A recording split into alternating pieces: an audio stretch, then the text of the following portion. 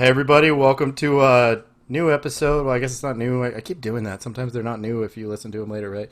Uh, Another episode of Awk-Words with hosted by me, Isaac Gutierrez. Today I got a special guest. The it's wrestling legend and Austin comic Mike Hudak, Mikey Hoods, What's up, man? new phone Hudak. What's up, man? What's going on, buddy? I wouldn't call myself a legend, but yeah, I appreciate the nice intro. You're you're good, man. Dude, I gotta say, I'm really excited. Been looking forward to this shit for a while. Thanks for It's having me. yeah, man. Thanks for coming on my back. I'm really glad to have you here, and this is gonna be a fun thing. I got some notes here, but I gotta be honest. I'm gonna try to flex that muscle and not use the notes so much. So Fly we'll up. see. As long as What's you don't, that? you're gonna fly off the cuff. As long as you don't pull like a Joe Biden, you start a bunch of dribble like. Rah, rah, rah. Hey, I don't want you spreading rumors about me and being a dog faced pony soldier or whatever the fuck that is. By the way, I love the. I love. By the way, I've told you this. I've tugged your hog on social media so many times. I am a massive fan of GFY. I listened to like 4 episodes today just to refresh, but also because I enjoy it. But Just I so lost you. which ones did you listen to? So that way I know what. I think I've heard all of them today. The only one I haven't heard all the way through is the Jeffrey Moosestein. Oh, that was the main episode. Yeah. Yeah, I'm listening to that today. So that's I have something written down about that. We'll get into that. Oh, here's something fun. Also, I don't want to burn any bridges with Craig because maybe he'll put in a good word for me and I can get him on for one of these days if he'll want to. But I like how he was talking about that incident going into a bear bar Yeah. and how he heard that it's real savage and they're vicious like and they'll jump all over you and like it's gonna get a little me too-y I guess for boys there and he's like no but nobody messed with me, it was great. I like how Craig doesn't think that anybody has self-respect to not hit on him. Right. Well, is that like if I mean, yeah, he was worried about getting hit on in the bear bar, but what he didn't tell you is that I mean, that dude is so lonely, even his Catholic priest wouldn't molest him. So Oh my god. at this point, like he would take anything. So, Yeah. Oh man, a little lovin's good. Little lovin's good, man. I'm a big fan of the soundboard. As someone who has access to one and plays with one often, I enjoy them. I do. The Joe Biden ones we talked about. That's a good time. I really enjoy those. I'm trying to get to where I do that more. I think in man, there was somewhere I was gonna go with this, but I think in like movie quotes a lot. I know there's like T-shirts that say I speak fluent movie quotes or whatever the jizz, but I really do think in movie quotes. And you when you do that that old timey voice for the year of our Lord or whatever, I really like that, and it always reminds me of Mr. Deeds when he's speaking when he's faking sick and he's like, hey, that was pretty good, you should be a radio actor or something. I just thought of that like immediately. Every time you hear that I always think of that Mr. Deeds clip. It's fun yeah, stuff. Craig does history segment. Yeah, that's what it is. Yeah. Yeah, my law. Yeah. that's, that's pretty good, dude. That's good shit. Enjoy the fun. With the soundboard, like the whole concept is with that is we wanted to make it seem like it's a radio show, not like Right, and you guys do really well. you. Yeah, and like that's something I've always been a big fan of is like sound drops and everything like that. Because I mean, I do think in movie quotes as well, like how you mentioned, Yeah. because I've always been a big movie buff, so I love that Yeah. stuff.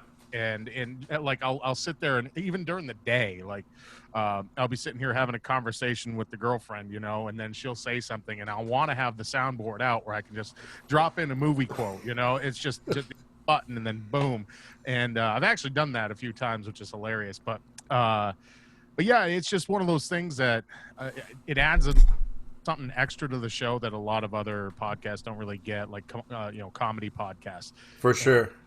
And that's just one element that we wanted to bring to make it kind of separate itself from everybody else. Yeah, man. Yeah, and like I was saying, you guys do it really well. Just the intro alone, just the song, the Kane soundbite, fucking rad. Taker, go fuck Yeah, yourself. I said Kane. God, listen to me. It's been a while, dude. Huh? Was like you can find that video online. It's on YouTube. It was like an outtake of Undertaker and Kane actually doing a promo in the back, and you can hear Triple H directing them, and then you hear him, and then Kane does something where he's like, and if you're not down with that, we've got 3 words for you, and then the Undertaker's like, go fuck yourself. Yeah. It was too good to pass up, so I was like, that's it. I'm nabbing that one and using that for the intro. Oh my gosh, that's sick. I'm man, I fell out of wrestling, but when I was younger, I was a big wrestle queef. I was really into that shit. I had I was I had Ozzy Moon on yesterday, and well, his little episode will come out later, which like probably the week before yours. But and I thought it was really cool that he puts out a lot of tchotchkes, like little. I've never said that word before. I just realized, but he sets out like a bunch of little things here and there, right, just to set up. His podcast. Yeah, on Borderplex. Yeah, yeah. Yeah, he does. He puts a bunch of like merch and random things out on the table. Yeah, I was watching it the other day and I saw like a little train whistle. Just random shit. It's silly shit. Yeah. Well, What he should do is he should get out a mop and bucket, because when he was on our podcast, when we did the DNC drinking game, he vomited. I mean, all over the place about an hour and a half into the show. So yeah, and we were doing that. I mean, it was recorded, obviously. We kind of pulling the curtain back on that a little bit lately, but yeah, we were. But about an hour and a half into the recording, we're sitting here streaming the DNC National Convention and a drinking game, and Ozzy, being the moron that he is, he kept drinking shots of vodka between times where you had to take a drink. So he's like, by the time we're halfway through the DNC, he's already shit-faced drunk and getting ready to throw up all over the place. And he got mad because I left him on. We left him on the podcast. I was like, not leave you on. It was hilarious. All we could do was roast you for the rest of the night. Yeah, I thought it was great. I told him he was telling me it was a little cringe for him. Like I guess he won't even listen to it. But I was like, dude, it was hilarious. I told him I'm the king of cringe. Don't even worry about that. I hate everything I do, much like my parents. Yeah, proud boy here. Oh gosh, God, dude. So tell me, dude, I don't even know where to start with. Oh, what I was getting at is, do what? One thing at a time. We got all. Yeah, I know. It's that little attention deficit thing I got going. I hear you, man. Yeah. The Adderall or cocaine? Dude, so I was telling Spencer this the other day. I'm real proactive about my ADHD. Okay. And at this point in my life, I don't medicate. I don't do any of them anymore. Mostly because the doctor I had pissed me off, and I'm like, okay, I'm gonna figure something else out. Sure. And so like, I'm on like message boards and shit and Reddit about it, and there's people at YouTube. I learned a lot about it, man. And one thing that I didn't realize is that caffeine like curbs it for me. I would never thought in a million years that was a thing. It's an upper, like I mean, same with Adderall or nothing but cocaine. It's an upper, so yeah. The science behind it, but that's what keeps it kind of leveled off. That's why kids in high school, when I was in high school, like they were just starting to come out with the whole ADHD, ADD diagnosis. Yeah. Just pumping kids full of fucking Adderall. Meth. Pretty much. I mean, it's speed, yeah. I used to love that shit when I was in Fort Lauderdale. Yeah, really? Me through work, like, easy. Like, there's no problem, man. That's funny. People used to hit me up for it. I'm like, I need this, right? Like, I'll fail if I don't take it. Yeah, this is actually medically prescribed. Just want it so you can fucking party, you degenerate. Yeah. Yeah, because I don't get that with it. It's weird. Yep. But what I was gonna tell you is I had that Rey Mysterio mask in my garage, and I was like, I'm gonna find all the wrestling stuff I have really fast and just put it up. And then I realized I don't have any wrestling stuff. Like I had that, and then and WWF Warzone. Yeah, WWF Warzone. N64 or whatever. N64. Yeah. So I was like, I'm gonna set these out because that'll be fun. But you also can't see it. I just realized. So silly boy here. Anyway. Get it on a wall mount and put it up on the wall. Yeah, I need to get some stuff going in here. I need to, I just named this like 30 minutes before you came on here. I decided to call this the Awk-Warium, and I'm really fucking proud of that. I called my, I do this thing where I text my wife in memo form. Sure. So I'll say like it's an email. Like I'll tell her, I'll say, good afternoon. Going forward, the office will now be known as the Awk-Warium. Thank you. Let me know if you have any further questions. And she's like, I'm good, thanks. she has no time. She has no care for that stupid shit anymore. It's great. I love it. That's funny. Oh, boy. Yeah. Man, tell me about the wrestling days. I want to know everything you're willing to tell me because I don't know anything about it other than like the teases you've given. Yeah, I haven't really started to get into it. That's one thing in my stand-up act I haven't really started to get into yet. Okay. Kind of dip my toe in the water just a little bit here and there.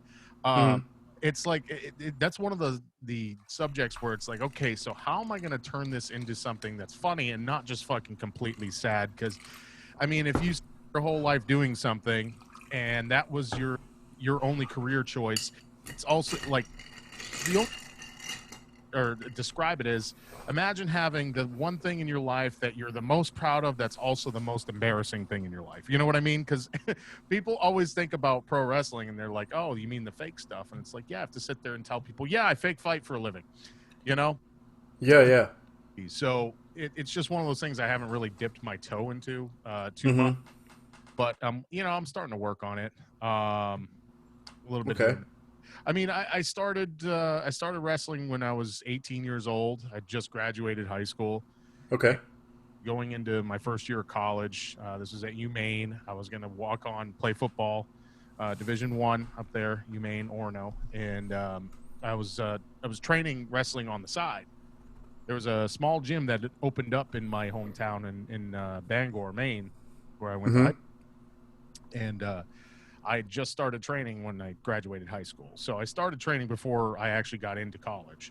And so basically it was just some guy that had maybe a year's worth of experience down in Florida and felt that he was good enough to be a trainer. So he opened up a gym in Bangor. So I ended up training there and then had my first match about 3 or 4 months later. It was terrible. It was the worst fucking thing I've ever done. And pretty much that was, it just kept rolling from there. That was in 2000. And then I worked literally right up until my last match, which was in 2015. And that was when I just completely quit. But the ride in between was, I mean, it was up and down, man. It was really? Okay. Wrestling, mostly in the Northeast. I did branch out to Pennsylvania, Connecticut, New Jersey. Yeah, I watched some videos. What is it? Northern Wrestling League. What is that? Probably Northeast Wrestling. That's the one. Okay, that's Mike Sane. Actually, this poster right there. That's when I worked with Jerry Lawler. Oh, nice. Okay. That was back, sick. What was that? That was 2008. I forget the fucking years now. Yeah. But yeah, I worked the independents up there for shit until I moved to Florida, which was in late 2007, early 2008. That was really the biggest thing that I had going up there. Was Northeast Wrestling. I mean, I worked with a bunch of guys between, and I'm not trying to name drop, but I mean between the promoter for Northeast Wrestling, this guy Mike O'Brien, he was putting me with every big name star that came in. Like he put me with Jerry. I worked with Jerry Lawler probably 9-10 times. Sergeant Slaughter in my first match. Oh, sick. That was great. And then I worked with, who actually become a really good friend of mine, was Abyss from TNA. Really? Yeah, he's a producer now in WWE, Chris Parks, but he's a great fucking dude. He used to be a really good buddy of mine. We used to party together all the time. Really? Oh yeah, all the time. Oh, that's sick. I mean, I worked with a bunch of them, man. Jimmy Snuka. I trained with Jimmy Snuka down in Florida. I mean, you name it. I've worked with half the fucking guys, dude. Okay, And well let's talk about the heavy hitters here. What about Gold Dust and Disco Inferno? worked with Gold Dust twice, and that one was in where the fuck was that? That was in Bridgewater, Mass. I think it was. Yeah, Mass. It was for a guy Mike Sparta. He was a promoter, and he's a walking gimmick. The guy was fucking hilarious. Everybody, people that didn't have never met him could do an impersonation of it. But work with Goldust, he was phenomenal, man. He was a really good dude. Uh, that's sick, man. yeah, that was a lot of fun. Actually, I worked with him twice. There was another time I worked with him too down in Florida. But In yeah, the wrestling world, how much respect or disrespect does Ready to Rumble get? honestly, I don't really know. I don't really know. Really? I always wondered that. The way I would look at it, that's something that's not really, I don't know, that's never really been brought up. But the way I would look at it is, I mean, Arquette ended up getting into the wrestling business. Obviously, that deal he had in WCW right off the bat, where they put him on top, that was Yeah. stupid. But I they were trying to do is they were trying to capitalize off of a movie, and the same stuff that Vince McMahon used to do back in the 80s and 90s when he had Hogan in movies. Like he had that Rocky 3. No Holds Barred, Rocky 3, yeah, where it's like, okay, so I can capitalize off that and kind of do like a crossover type of deal. But the problem is that WCW's leadership at the time was just so fucking stupid, they didn't know how to do it. So I mean, I never met Arquette. I've heard a lot of really good things, that he's a good dude and everything like that, which I would imagine he is. He got back into wrestling. He's got nothing going on right now. He's like, I love wrestling, so he started wrestling again. He started working. Oh, that's great. Wow. Like his mid to late 40s or whatever, and he's out there working, just working independence and shit. So, Yeah. Obviously that's not really a bad thing, because it shows he enjoys it. But I would imagine most people would look at it in the business and be like, okay, that's great. I mean, it's a payday. Yeah. It is a business. At the end of it, like, it's not about like, oh, respect and this and that and that. It's about, now, what's the fucking paycheck? Yeah, exactly. So goddamn much, and beating up their bodies that they're worried about the paycheck. Yeah, for sure. On one bit, I would want the fucking paycheck too. Yeah, for sure, man. I've been listening to a lot of or not, I mean, I haven't been, but I have I've heard a lot of podcasts with, like, Jake the Snake, and I used to listen to Stone Cold's podcast a lot. He was my favorite when I was a kid. Good one, I guess. A lot of people. He's got a lot of followers on his podcast.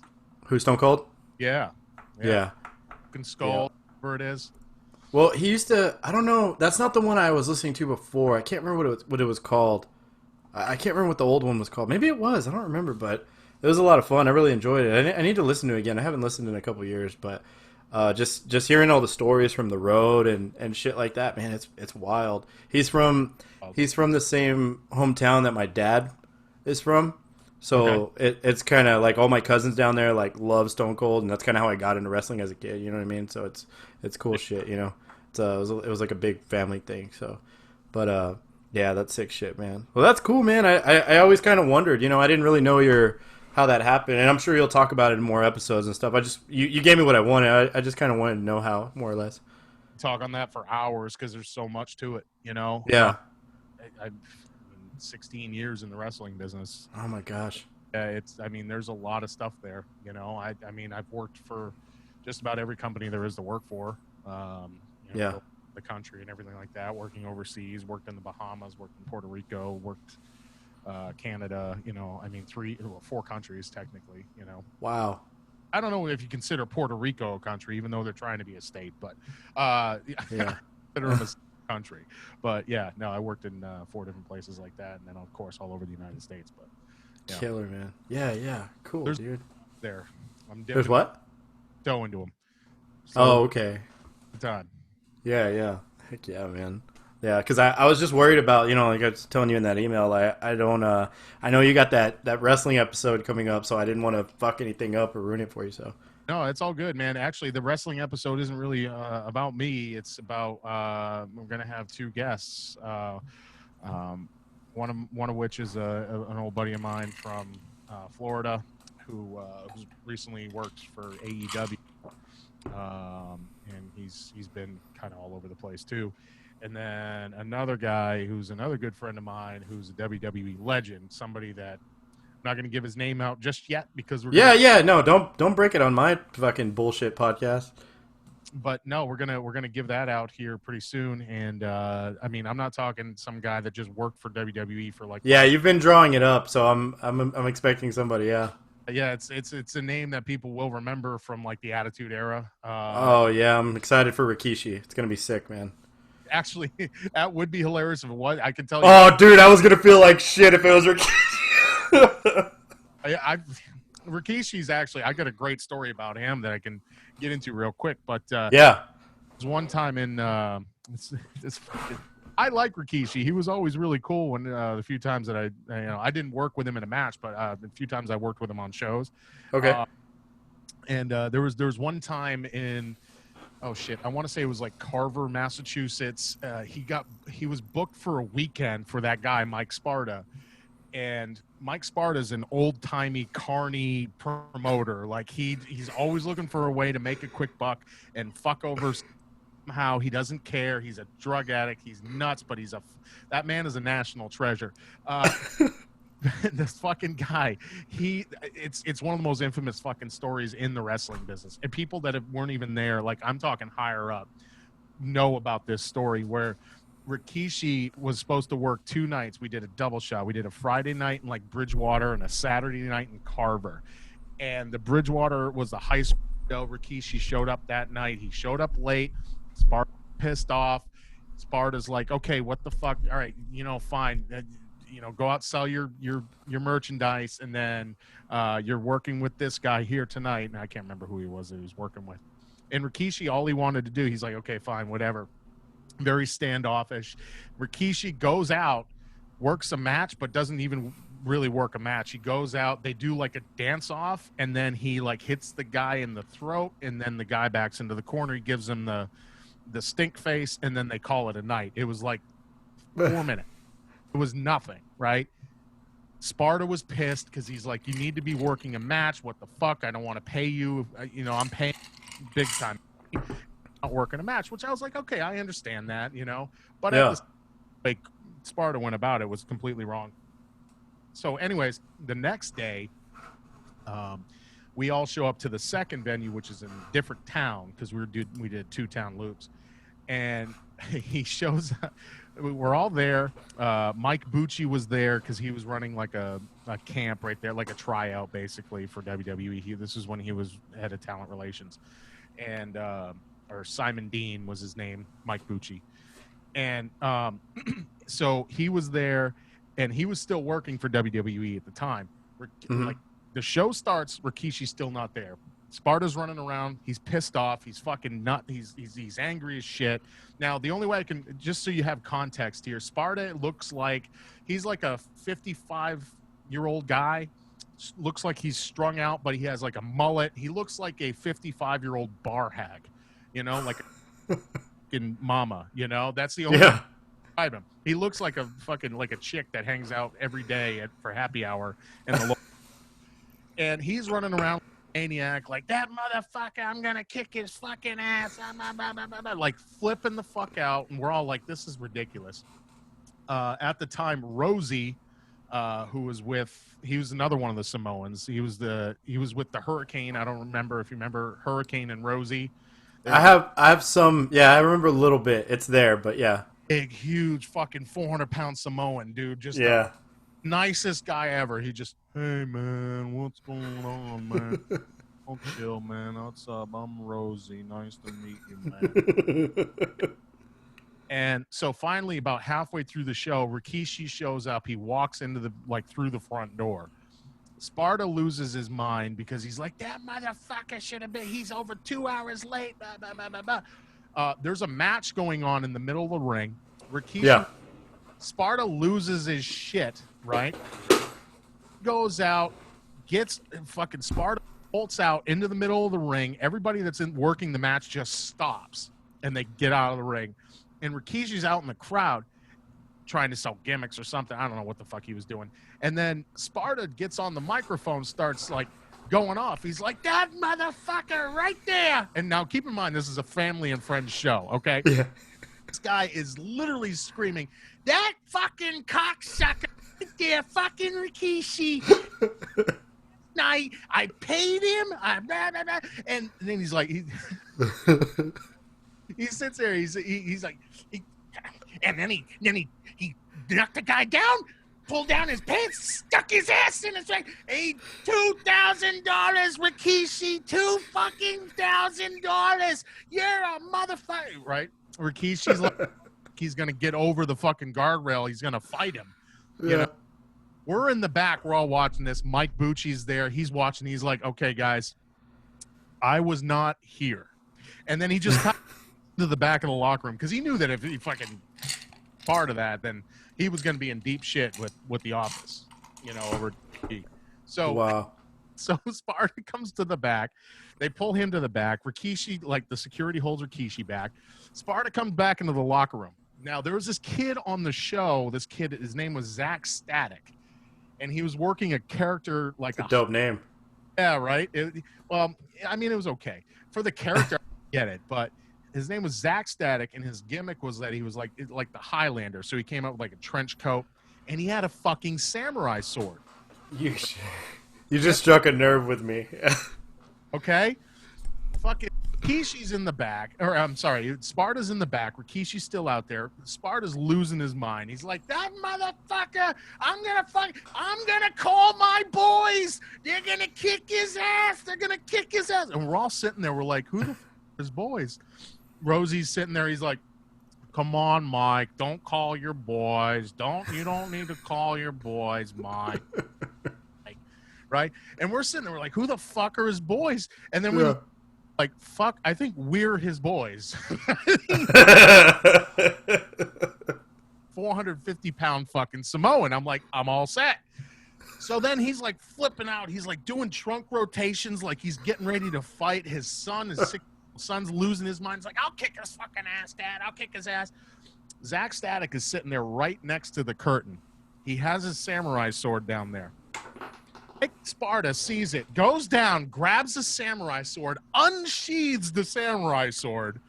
What the fuck? Yeah, we're all like, whoa, what the fuck? We get into like a corner of the locker room. And he starts losing his mind. He's like, I'm going to cut that motherfucker up. I'll cut his ass. I will cut him up like a pineapple. Like, oh, my God. We're going to see like, Murder Rikishi tonight. I don't know how they got the fucking samurai sword away from him because I checked out. I was like, I'm gonna go outside and grab a beer. I'm done with this shit. So yeah, then that was that. That's like this Rikishi was gonna get stabbed by a fucking samurai sword. Oh my God, that's wild. I'm so glad I brought up Rikishi. Man, and I can tell you, it's funny because when I don't know how we got on the subject. When me and my buddy Al, we were working as a tag team at the time. This is 2012. Yeah, we were on the loop for whenever WWE would come down to Florida. They would hit 3 to 4 towns. They'd hit Orlando, they'd hit Tampa, they'd hit Miami, they'd hit Jacksonville. And every time that they came to Florida, we were booked to be extras, you know, so like security, okay, or, you know, whatever. Yeah. Just extra work. And part of that is obviously you work out in the ring with everybody earlier in the day. So we were talking because I had a couple of friends there at the time. There's guy Fandango. He was on TV at the time. He was a good buddy of mine from back in New England. And we were talking. And I buy tickets from him. Oh, yeah. Yeah, the movie. Yeah, it was a hack. All right. But it was a great gimmick when it first came out. Yeah. But yeah, no, we were sitting there talking. This was at catering during. It was like a Raw show, or it was a SmackDown. No, it was Raw because it was live. This was at Miami, the American Airlines Arena, and we were sitting there at catering, just shooting the shit. Curtis Fandango comes over. We start talking. We're just hanging out. And then he brings up Sparta, and then there's another guy that I can't even remember who the fuck it was. It was like an NXT guy at the time or something. Oh shit! Okay. Yeah, he comes over. Titus O'Neil comes over. They're all like, "Oh, that fucking crazy promoter up in New England, the one that fucking tried to kill Kishi." I'm calling him. I'm referring. I don't talk about Rikishi a lot, but he is Kishi forever. I've never referred to him as that, and that's fucking rad. Yeah, that's his nickname. So there was guys in the WWE locker room that obviously weren't there, but that story had worked its way around where this fucking crazy promoter was gonna stab Rikishi with a. It was With a samurai sword. with a fucking samurai sword. That's so badass.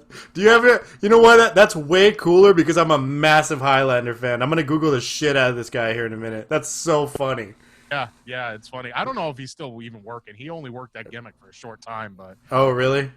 was up in New England. He was out of Springfield, Mass. Good kid, young, but he wasn't. I don't think he even does it anymore. I hear you. Yeah, he he fucking brought a samurai. Like, why would you bring a samurai sword? You know, That's so great. so yeah. That's one of the best stories that that still lives on to this day. It's infamous. That's great, man. Y'all, you guys mentioned something recent. There was an episode I was listening to where you guys were talking about you were talking about weapons, and I want to say one of them was a sword.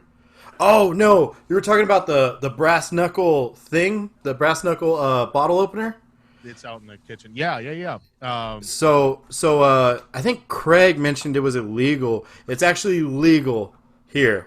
Here it is. Yes, but Oh, you know that? Okay, I know. I should know that you know these things. yeah. Here it is. That was as of last year, I think. That they're Yeah. legal. Yeah, also, samurai swords are. You can walk around with one if you wanted to. Fuck, of course. Why not? I mean, Yeah. I know that because I do, well, I haven't done it for a while, but I used to do martial arts. Yeah. And I don't know what to call him, my Master DJ. He knows how to do all that shit. And he was like super stoked that he can carry a katana. I've never seen him do it, but I can't wait to see him at the grocery store with a katana. That's the only reason I know that, because he was like, I want to carry my fucking katana, bro. Like, he was super psyched about it. That's awesome. Yeah, that's pretty good. Man, talk to me about, okay, I was talking, I've pretty much asked everybody I've had on so far.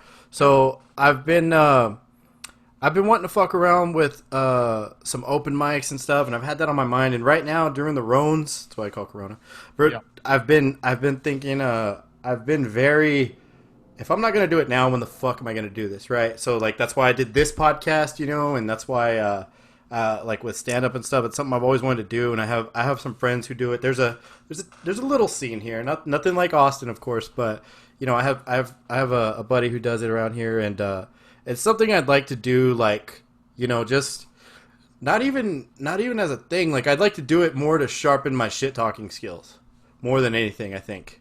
Okay. And I know that sounds foolish, and it is.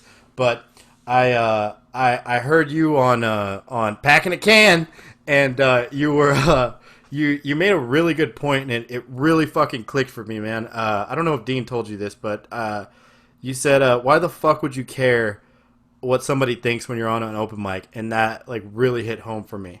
Yeah, that was actually some really good advice I got because all the advice that I can give out is just going to be regurgitated advice from people that I look up to, and learn from.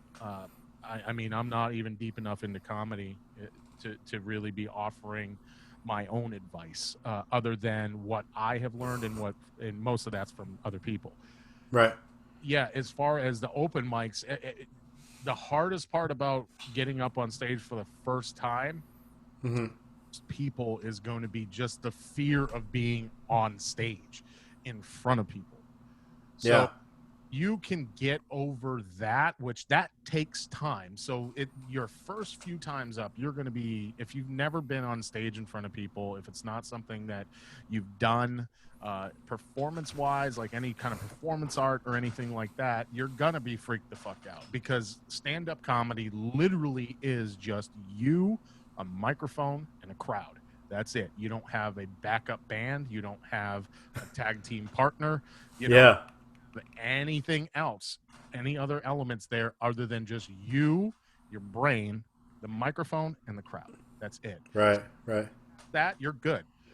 And that takes some time. Your first couple of years, if you haven't done any kind of performance art, like I said, your first couple of years is going to be just getting a spine on stage. That's all you need to worry about your first couple of years. And as far as that goes, you just need to do it. You just need to get up there, It's pretty much what I'm gathering from everybody. That's the consensus.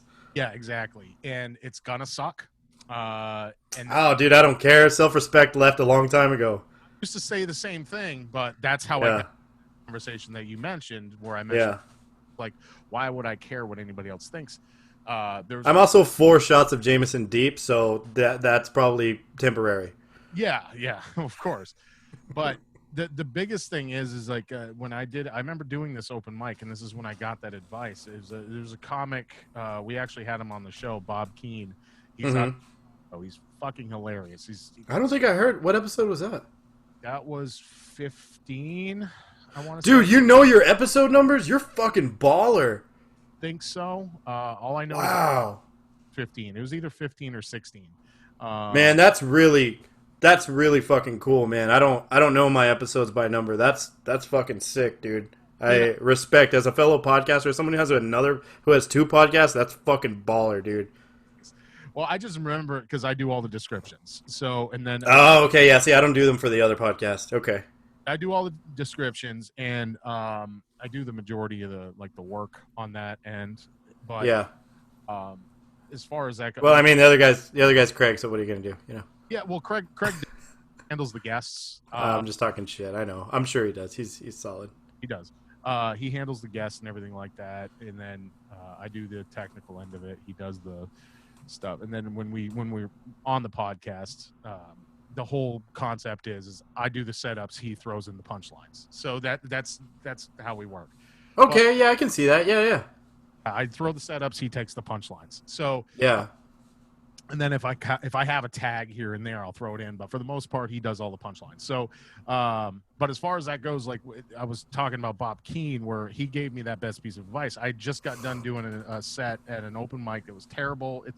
I love the mic, but it's here in Austin, up northwest Austin. It's at the Anderson Mill Pub. They used to have it, and I love it and I hate it at the same time because nobody cares. Nobody gives a fuck about the comedy that's going on. You're in the middle of a bar. People are there drinking and they're watching Sports Center.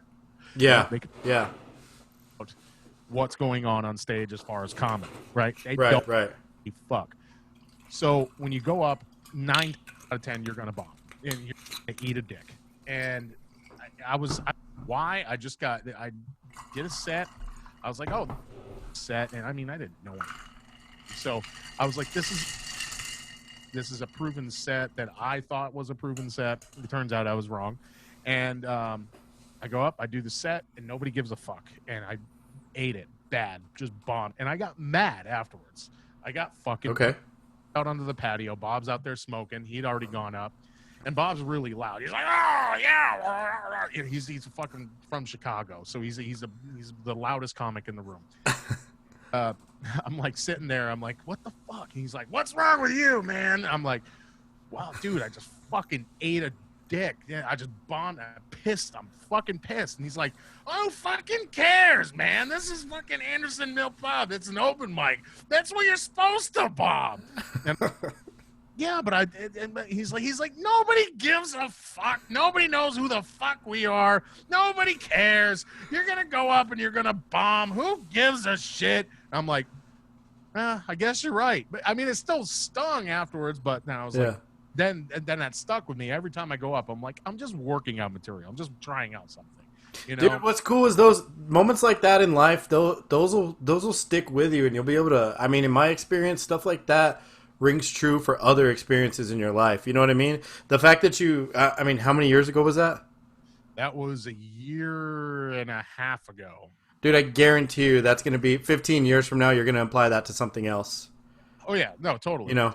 Yeah. Stuff like that, that's solid, man. That's dope shit. Yeah. Yeah. Yeah, hell yeah, dude. Dean was telling me that I referred to you like because he was telling me how he gets advice and stuff from you, that the stuff that you've learned, especially from wrestling and stuff. I said, wow, he's like your comedy Gandalf. And he said that's what we call him. He said we call him our comedy old man. And I was re-listening to the episode of Packing a Can with you, and I noticed at the beginning he said we have an episode long time coming, and I thought, man, that's a solid, because he referred to you as an old man. I said, man, this would have been a solid erectile dysfunction joke. but I'm gonna leave it alone. I wanted to do it in the comments, but I'm like, nobody's gonna read my stupid comment, so I left it alone. It's okay because listens to that show, so it doesn't matter what, you know. But no, I'm just me, just the silly boy from West Texas, giving everybody love. I love everything all you guys do, and I'm not just stroking you to get more episodes out of you guys. I really do enjoy all the stuff you guys do. You guys make solid shit, man. It's so much fun. I told Spencer, I said, man, I consume something from you guys. I consume you guys on a daily basis, and I was like, fuck, I said consume. That's not the word I wanted to use, but it's true. Like I do listen or watch something of you guys all the time because all of you guys have something, and it's fucking great. One thing I do want to tell you, man, I'm a big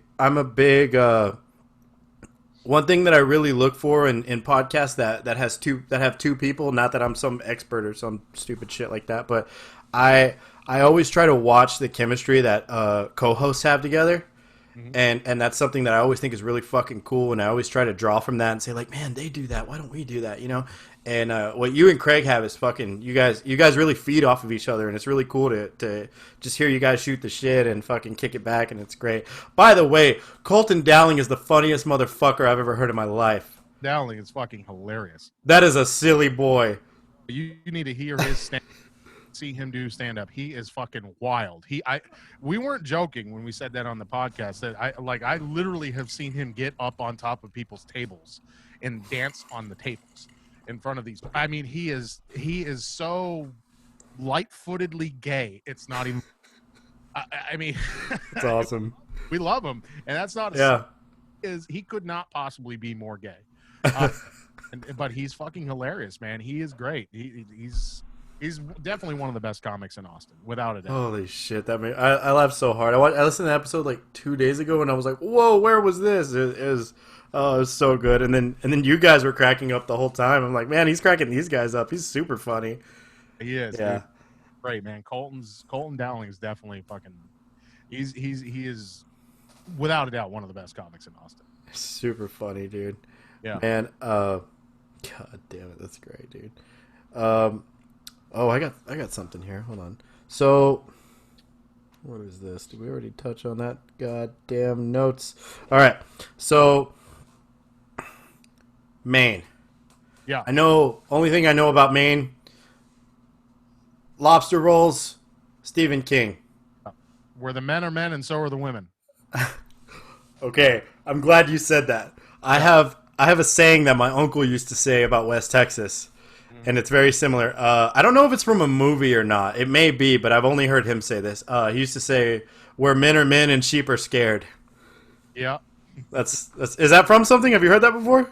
I've heard that before. I don't know. Oh, fuck me. I thought it was original. I say it all the time and people laugh and I'm like, hey. You know, like I stole it. Stupid shit. But, I heard Craig always, he's always jizzing about seafood and lobster rolls and shit. And I saw like an Insta story or something he posted. How are you on the seafood? Is that a big thing for you? Yeah, lobster roll is the shit, man. It is. Yeah. If you've never had a true Maine lobster roll, bro, you are missing out. I can't. Really? I can tell you. Yeah, dude. Lobster rolls it's tradition in New England, dude. It is really. But you have to do it right. You can't have that fucking shitty ass spiny imitation. Yeah, spiny lobster that they get down in Florida and shit like that. Because that's a completely different lobster. It has to be like that Maine lobster with the claws. And when the lobster is cooked right, it's just. I mean, obviously they boil the lobsters, and you got to butter it, and it has to be the meat has to be cold.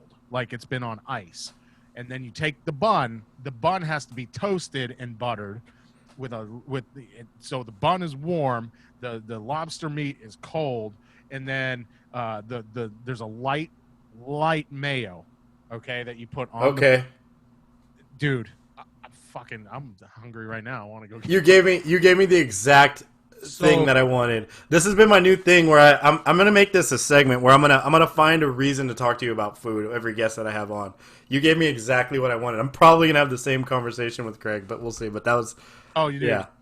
do the exact same thing. He'd be like, Bro. lobster. It's not just a meal; it's like a religious experience. They look delicious, dude. I see them on Instagram all the time. And there's a food truck here in Austin that does it authentically because they're from Maine. They do it the right way. Really? And, bro, I mean, it's like a hamburger bun, so at that size, right? The sandwich is like it's pricey because it's lobster, so it's like $17 for a sandwich. Mm-hmm. But to get one that tastes like home, right? Oh, it is 100% worth it. I'll get them every time I go. I'm not even kidding. Wow. Guys, so whatever, I can handle that. But yeah, gotta have it. That's sick, man. I was listening to an episode on Rogan a while back, and he was talking about how they learned on Fear Factor if you have a shellfish allergy that that if you eat roaches it's the same thing. So if you have a shellfish allergy, I was like, man, that's crazy. I'm still gonna eat lobster though. No, fuck that, man. They could. I mean, yeah, technically like a cockroach of the sea, but yeah, fucking cockroach of the sea is goddamn delicious. Delicious, right? You can't get me to eat a cockroach, but I'll eat the shit out of a lobster, man. Exactly, dude. Also, roaches not gonna fill me up. Oh, fuck no. Oh man, it'll put a fucking smile on my face. I'll tell you that much, man. Fuck yeah. How are you with crab? Crab's all right. I'm not a really... See, I've never been big on crab, but I'll fuck up a lobster. Yeah. Oh yeah. Absolutely. Tail. Yeah. Well, yeah. The thing is too is that with crab's more like a Chesapeake Bay, Mid-Atlantic type of thing. It's not as big up in New England. Up in New England, it's all clams. I didn't know that. Yeah, it's all clams and it's lobster. Those are your two big things up there in New England. Then once you get to the Mid-Atlantic, like Maryland, Virginia, North Carolina, that area, then it's crab. And then once you get into Florida, now you're talking dolphin or mahi. I like mahi. That's good shit. Yeah, mahi. Yeah. Grouper, man, you get a good fried grouper. And grouper? I've never had grouper. Okay. Too. Grouper's not as flavorful as mahi. It's just kind of like it's kind of bland, but you have like if it's seasoned and fried the right way, it's fucking amazing. And then mahi, you just can't go wrong with that. You can grill it, you can blacken it, you can fry it. It's not, believe it or not, that's one of the only white fishes that's not as good fried as it is the others. What's that? Grouper or mahi? Mahi. Yeah, mahi. Yeah. I agree with you. Yeah. He's fucking blackened mahi. Awesome. Yeah, exactly. Have you ever had a squid steak? I have not. You're not missing anything. I ordered that at a Japanese steakhouse, and it's basically a white booger. Sounds about right. Yeah. Don't recommend. It's fucking sorry. That's like one of those fucking those delicacies you get over there. Like Japan has like squid and sushi, like all different kinds of sushi, which I hate sushi. I ordered it in West Texas because I'm a fancy boy. So. Gross. I mean, that's just. Fucking squid steak in the middle of fucking West Texas. Oh, yeah, I thought drinking was involved, but it was my choice. Are you familiar with mariscos? Do you know what that is? No. So that's Mexican seafood. Okay. So there's a part of I'm the worst. I'm not what they call a mexpert. So I don't know. I'm like I was talking to Ozzy about this. I'm not the best Mexican. I'm a sorry Mexican, but I do know food a little bit. So there's this place that opened really close to where me and my wife live that has mariscos, and it's so there's a part of Mexico called Sinaloa that's like a coastal part, and seafood's a really big thing there. So like ceviche is like a big thing there, shit like that. I don't want to like. Shrimp cocktail is a big thing in like Mexican food. I don't know if you know that, but shrimp cocktail is really. Do what? Do you really? Yeah, my wife. It's different Mexican though. Yeah. What are they? Fucking jalapenos and spices on it and shit.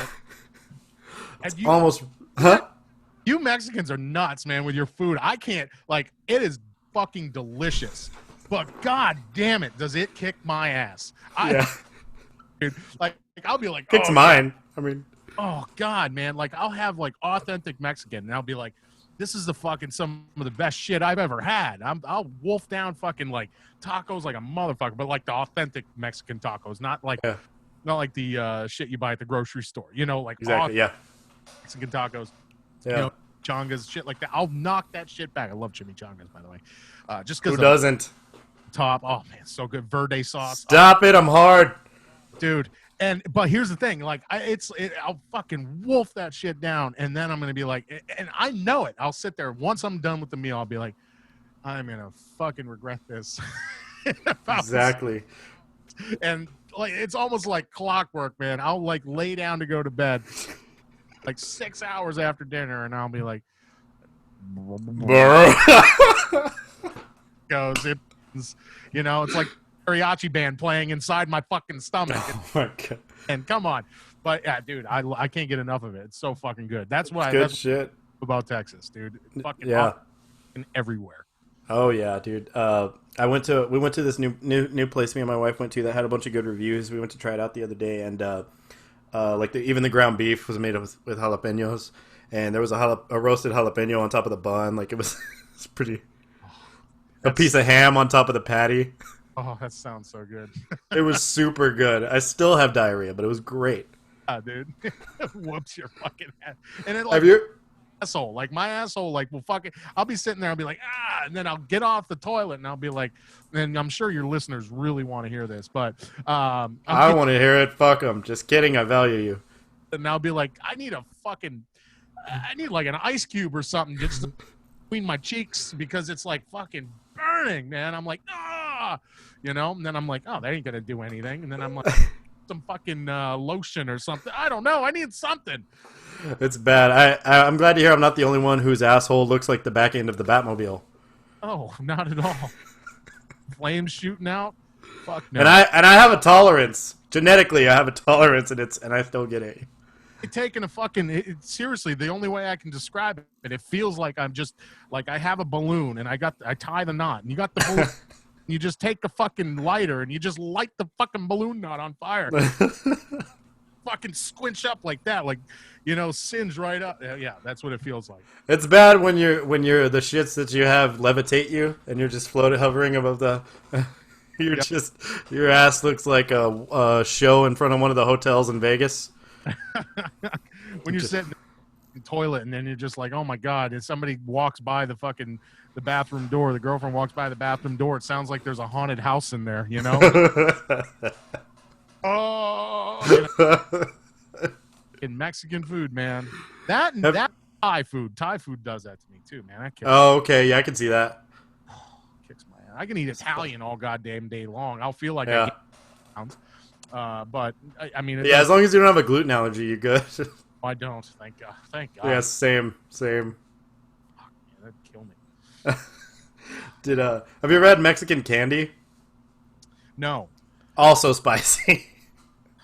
I've had, you know, this is something that I didn't even realize until I moved here to Texas. Actually, it might have been Ozzy. Yeah, I think it was Ozzy that showed me this, where they take like plain Lay's chips, right? They open up the bag, and then they like cut the bag down the middle, and then so it turns the bag into like a plate of chips. And I'm like, okay, so you made a plate. He's like, let me show you something Mexican. I'm like, okay. So he opens it. I'm like, wow, you figured a Mexican, you figured out how to open up a bag of Lay's chips and turn it into a plate. And he's like, no. And then he took hot sauce and he just fucking all over the fucking chips. I'm like, what are you doing? Those are. And he's like, no, try it. And I tried. I'm like, this is gonna be ooh, this is good. Ooh. All right, I see what you're up to here. Okay. Yeah, I was like, it scared the shit out of me, but I was. And then again, like 6 hours later. Yeah. Fuck. Time. So like here we're. Hold on, I'm setting my thing here. So like here we're. Obviously we're a little closer to the border here. So there's more shit like that. But ice cream places serve that. Like Mexican ice cream places have versions of that. And like potatoes with the hot sauce on it? It's a lot more aggressive, but yeah. So like in Austin they call them walking tacos. Okay. Here they're referred to as dorinachos. So what that is like it's a Dorito bag with a slit in the middle, and then shredded cheese, nacho cheese, jalapenos, and bits of corn. Okay. Dude. Oh. Oh. It'll. I mean, you can't. What? You eat the bag too? Because they leave the bag on there. The bag is there. The bag's there to curb your stomach. Oh, gotcha. Yeah, this bag's there Yeah. for me. I can suffocate myself after I hate myself 6 hours later. Yeah. Yeah. So that's there's a lot of silly shit like that. There's this thing that. What's that? I'll have to check that out. Walking tacos.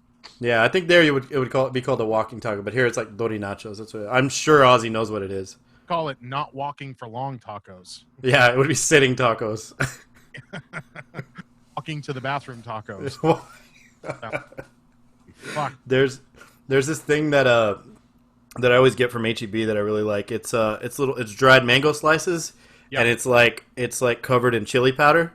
Sure. Oh God, it's my favorite. It's good stuff. You guys like to mix the fucking sweets with the chili powder and the spicy. That's a new thing for me. My wife is way more Mexican than me, and she's introduced me to a lot of things. I was telling Ozzy about that, and like my stomach looks like a fucking circus. Oh my God, I can't even imagine, dude. Oh yeah, New England boys, we can't handle that too well. really? Our stomachs are built for like I said, like clams and I mean New England Vinegar and salt. Yeah, vinegar and salt. Not even so much vinegar and salt. Definitely salt, but more like like clam chowder, like authentic New England clam chowder. It's like Never had that either. Okay. it's like white and like really thick, soupy. Like it's kind of the only way. I made clam chowder earlier. Sick. It's got like nice tender pieces of clam in it, and it's got in the if it's done right, the because it's like a milk cream base. And stuff in it too. If it's done right, it almost looks like pieces of clam inside ranch dressing. It's if it's done right, and that You filled drywall holes with it. much, dude. I mean, you can I can shit out plaster and do a fucking ceiling. Like I mean, it's fucking good though, man. It's fucking delicious. So That's badass, man. dude, yeah, but we can't handle the spicy shit, man. Yeah. Jalapenos in our fucking New England clam chowder. We don't put. They do that actually at the that taco or the taco truck. You got me thinking tacos now. I gotta get me a taco. No, at the lobster roll truck here in Austin, the food truck. Oh, okay, sick, yeah. Texas lobster rolls. So they take the main lobster roll and they completely fucking ruin it by putting jalapenos and like a little bit of fucking cheddar jack on it, and it's like, oh shit. You I haven't tried it, but I mean, it does look pretty good. I'm not gonna lie. I'm like, oh, you know what? Fucking, but I don't want to sell out. True, yeah.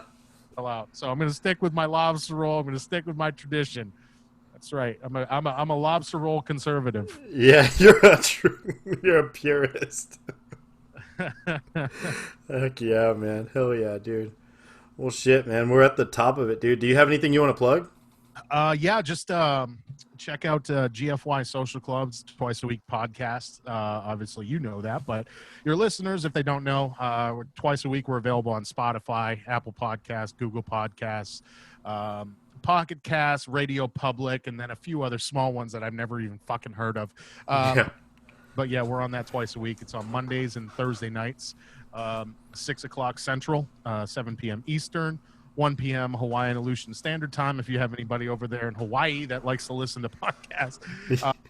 But yeah, no, we do that twice a week, and it's a lot of fun. It's a lot of fun. The only way I can describe it is it's Zoom morning radio for people who wake up at 3 o'clock in the afternoon. That's pretty good. That's pretty accurate. That's quote directly from Bob Keane. It's like listen to when you're waiting for your drug dealer to text you back. So we do treat it like it's morning radio. Yeah. A lot of comics and stuff on here from Austin and everything like that. So it's a lot of fun. It's really cheeky. It's really stupid. We do stupid news stories. We make fun of sports. We make fun of just about everything that there is to make fun of. Lots of gay, lots of retard on there. A lot of gay. Go fuck yourself. But no, give it a listen, man. We're just eclipsed over 400 downloads total. Nice. Episodes, we've already got over 400 downloads, so we're Hell really yeah. growing. But awesome. Yeah, man, just check that out. It's at GFY Social Club on social media. # join the club. Check it out, man. You guys, if you like, offensive morning radio, you're gonna like it. Nice. Hell yeah, man. Other than that, just my Instagram, I guess. Yeah. It's my Instagram's at Hey It's Mike Hudak. Facebook Mike Hudak. Twitter, which I'm never really on, but at Hey It's Mike Hudak. So yeah, check it out. Stand up starting to get going again here, so I'm going to be out Yeah. a bit more, and I'll have some stuff up here pretty soon.